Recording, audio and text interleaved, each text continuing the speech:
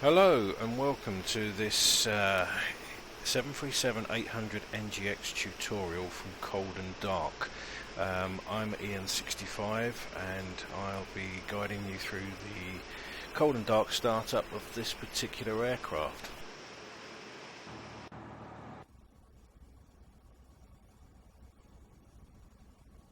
Okay, let's get started. As you can see, we're in the cockpit.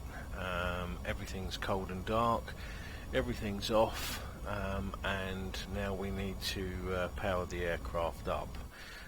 First thing I'm going to do is bring up the overhead panel. I'm sorry I haven't got Easy Dock, that doesn't seem to work for me at the moment, so we're having to go the old-fashioned route.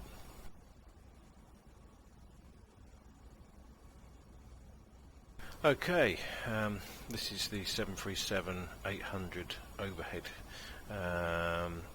and there's a certain routine that we need to follow in order to power up the aircraft, as I'm sure you're aware.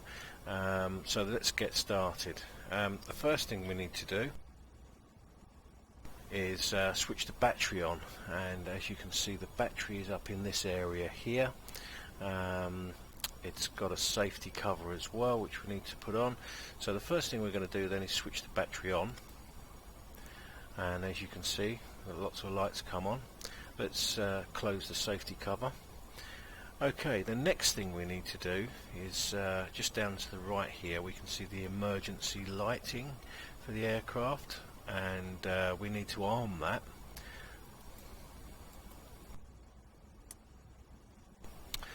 And also it has a safety cover as well, which we need to shut. Okay, that's that. The next thing we need to do is start our APU.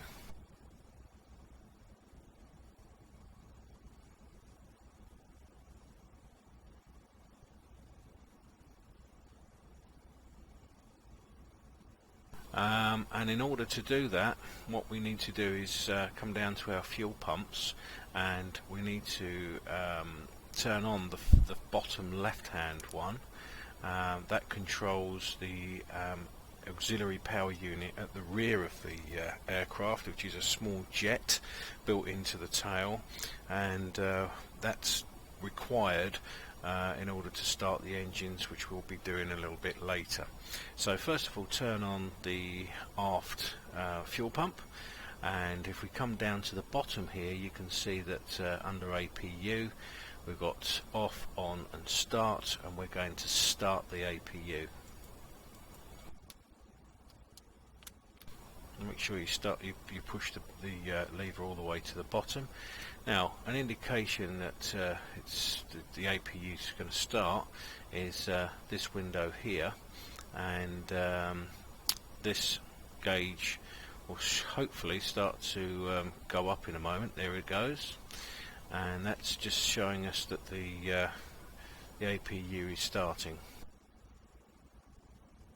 The low oil pressure light's just gone off, and once it steadies down, the lever will come back slightly, and up above here we should see the APU generator off bus start to illuminate in the center here, and that's what we're waiting for at the moment. Okay, there it is. It's the APU generator off bus is now running, and what we're going to do is we're going to transfer power from the battery onto the APU by pressing these two buttons here, or switches.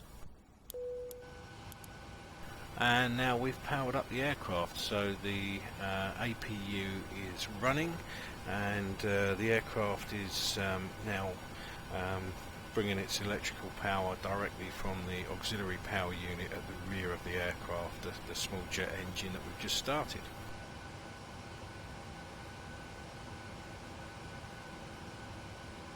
Okay, in this tutorial I'm not going to be doing anything with the CDU or the instruments below. This is purely going to be a tutorial on how to start the engines from cold and dark. The next tutorial we'll go into the flight management computer, the CDUs, and show how the aircraft is set up for flight. But this is purely a cold and dark tutorial from battery to engine start.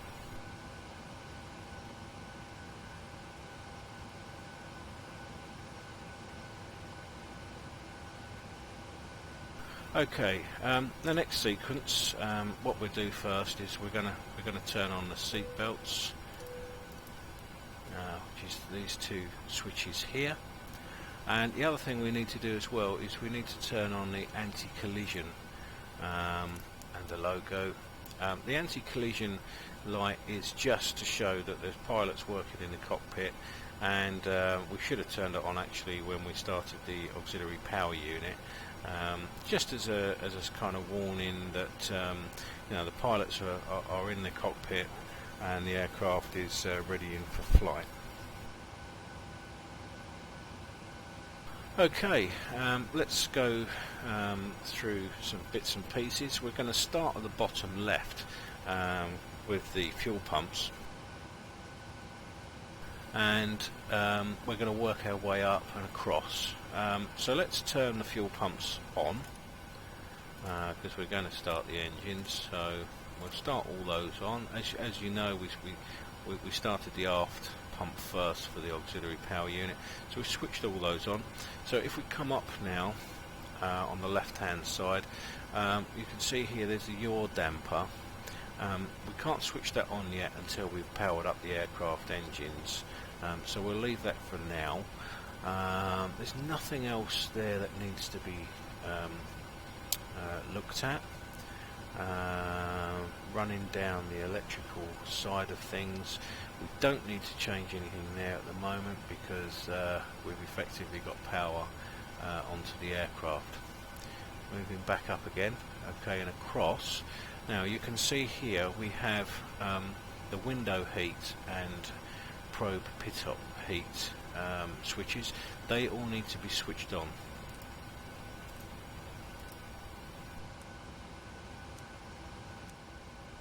Like so. Okay, we're not going to need anti-icing because we're not going to be taking off anywhere today, but those are the engine anti-ice switches for the wings and the engines. I'll just turn those back off. Coming down, hydraulics. Yep, we're going to need to put the hydraulic pumps on. As you can see at the moment they're low pressure because the engines are switched off. Right, there's nothing else there that needs to be looked at. If we come back up to the top now, if we come across, very important piece of kit is the packs, the bleed air packs and air reconditioning. Now this must be configured correctly in order to start the engine, so let's have a closer look at that. Okay, as you can see at the moment the air conditioning or reconditioning of the air is actually running in the aircraft. Now in order to start the engine or the engines, the bleed air needs to be directed at the engines in order to start. So what we need to do is we need to switch off the aircraft air conditioning in order that the bleed air is maximised for the engine start, and this is the configuration that you must have in order to start the engines. So what we're going to do is we're going to turn off the first switch at the top and the one by the side of it. This isolation valve we're going to stick on to auto. These two packs are already off. We're going to switch off the lower bottom, and we're going to switch off that one. Now this switch here must be on APU bleed so that it can help us start the engine. Okay, you can see the duct pressures building there. So this configuration is what you need in order to start the engines. If you haven't got it in that configuration, there won't be enough bleed air available to start the engines, so you must use this configuration.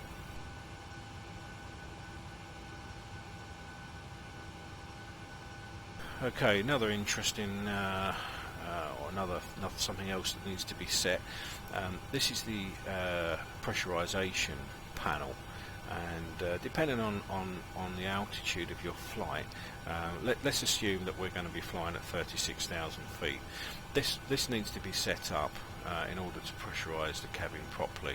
So what we're going to do is we're going to go ahead and we're going to turn this knob, and we're going to take it up to 36,000, which is going to be our maximum altitude. And as a matter of course, I always bring this down to 0 so that the aircraft starts pressurization on the ground, obviously before we take off. So that's that configured. Now let's see now what we need to do now. We're going to start the engines, and there's a sequence that we need to follow here. These buttons here, these are the engine starting switches, and you've got ground, off, continuous and flight. Now the only ones that we're interested in are ground and continuous. Now we need to switch it to ground on each side and start the engines individually. We're going to start the right hand engine first, and we need to follow a set sequence. So I'm just going to come down and show you what we're going to be looking for when we switch those knobs on.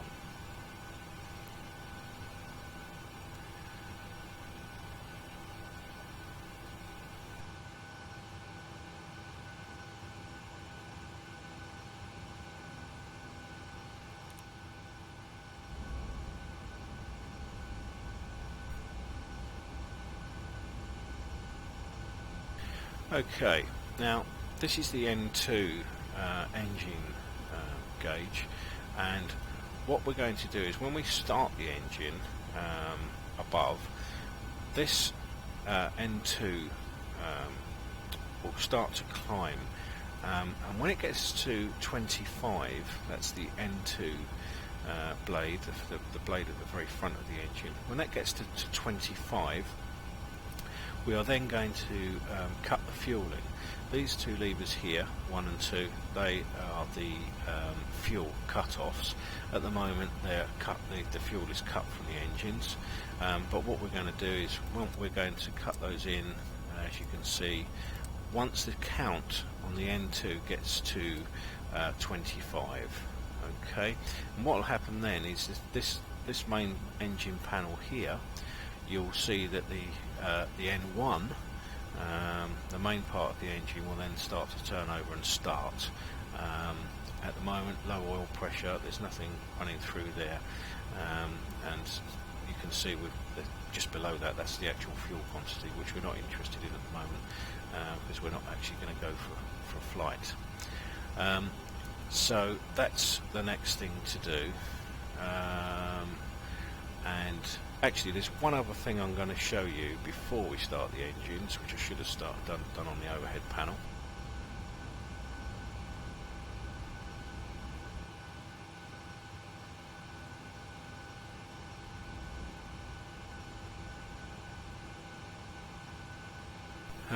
If we come to the overhead panel, right at the very top, there's some very important couple of things we need to do. Well, one thing we need to do.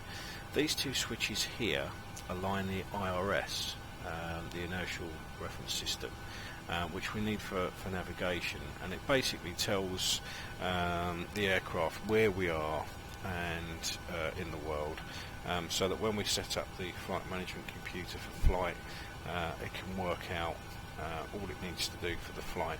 So we need to align the IRS, and the way we do that is we switch to align, and these two lights come on. Once they've gone out, there you go, they've both aligned. We then turn them to nav. Okay, and that's all we need to do up here. There's nothing else to do.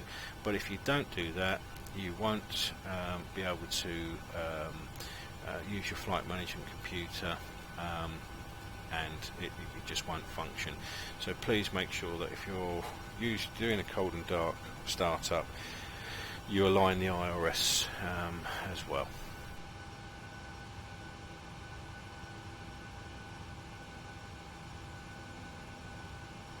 Okay, just a quick check just to make sure that before we start the engines everything's switched on. It all looks okay. Obviously the yaw damper, as I explained, can't switch that on. Actually that won't go out until we've got power to the engines. So let's come down now, back down.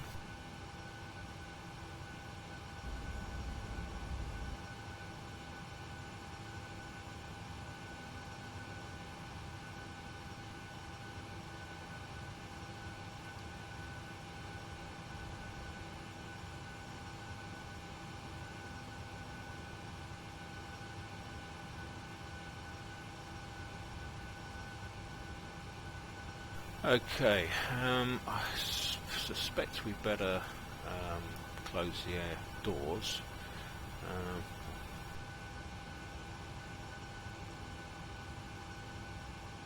And we'll take the air bridge away.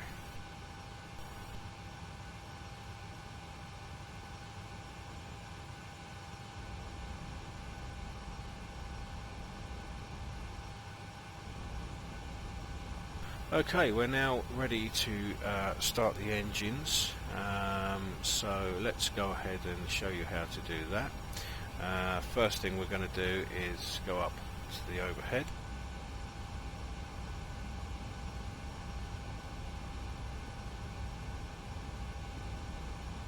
Okay, we're going to start the right hand engine first, and as I said earlier, these are the engine starters.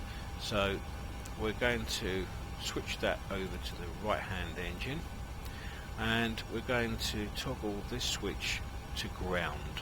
That will start the engine startup sequence.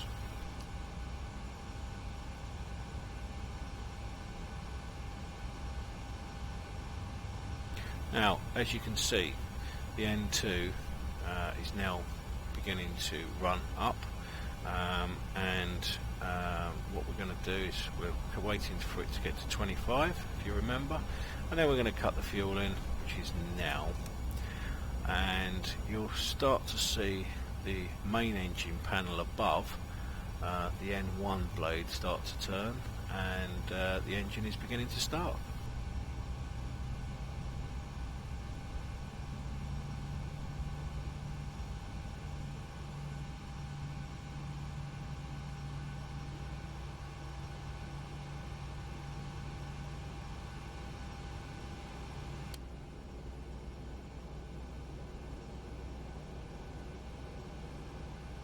Okay, so as you can see, the engine's almost fully started now. The oil pressure warning light's gone out, and we have one engine powered up. Now, as you can see, this right hand lever that we switched to ground now goes, once it's started the engine, it goes from ground to off automatically.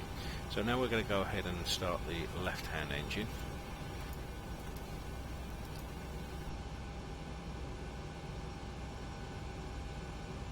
And as you can see here, you can see the N2 blade spinning up. As soon as it gets to 25, we're going to cut the fuel in for that one and start the main engine.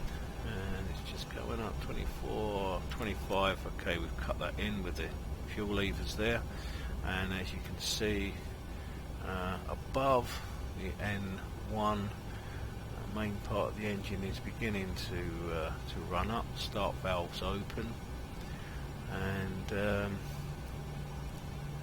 engine starting.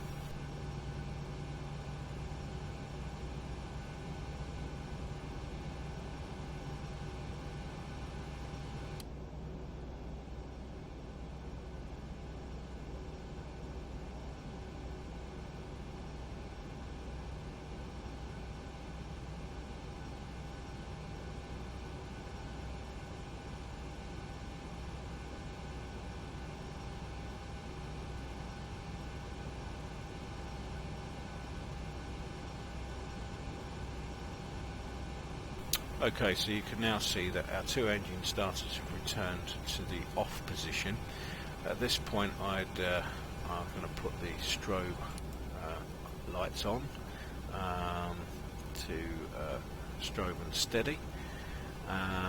We're going to also now, there's another thing, with these starters, what you need to do is before you start your flight is you actually need to switch them to continuous. Now the reason for this is they must be in this position on the 737-800NGX below 10,000 feet, and this is a requirement in case of an engine failure on takeoff below 10,000 feet, a bird strike. You'll be in a much better position to try and start the engines if the starter is continuously running. Once you get above 10,000 feet, you will then bring those back to the off position until your descent. And when you get down to 10,000 feet, you need to switch them back on again. So the next thing we can put on is the taxi light. We're assuming that we're ready to taxi, but obviously, you know, this tutorial is just for the cold and dark startup.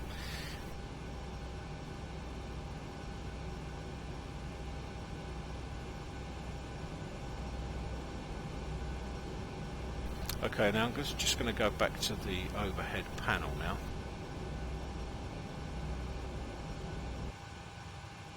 And now the engines have started. We should be what we're actually going to do is we're going to transfer power from the aircraft to the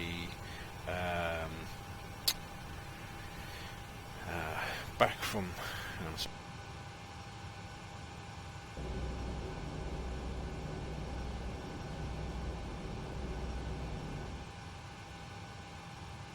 Sorry about that. Okay, what we're looking at is the bus transfer, and now that the engines are running, we can transfer the power from the auxiliary power unit, the small jet that we started up initially, onto the main generators for the engines. And the way in which we do that is we simply switch these two switches on there.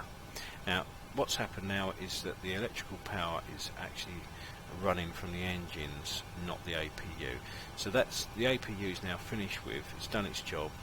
It's helped to start the engines, but we're just wasting fuel by having it running. So we're going to come down to this bottom switch here, the APU start switch, and we're going to switch it off. And you'll see that this small gauge here will now start to come back down as the jet engine at the back starts to switch off and cool down. So that's that done. The next thing we need to do is we should be able to now switch the yaw damper on. There we are. That's on. That must be on prior to flight. But as I say, you can only switch it on once the engine is running. Now, the next thing we need to do, very important, is we need to come back across to the packs, the air conditioning, bleed air packs, and we need to switch them back on again.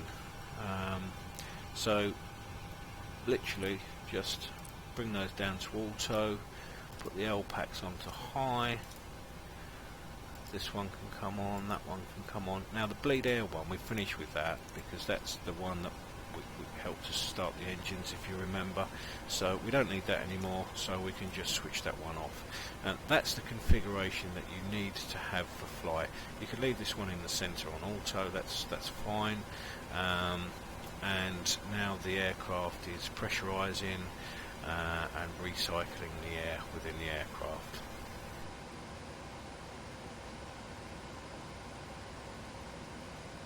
Okay, I think that's pretty much it. We're ready for flight, we're ready for pushback.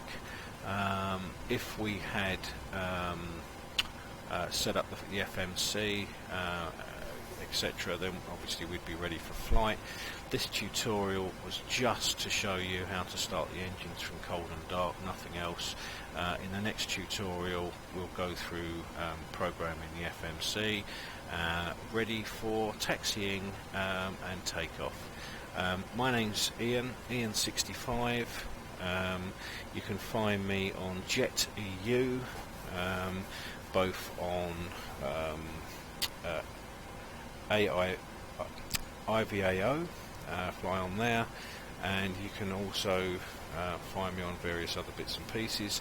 You can follow me on my channel, it's Ian65 on YouTube. Thanks for watching, hope you watch the next episode.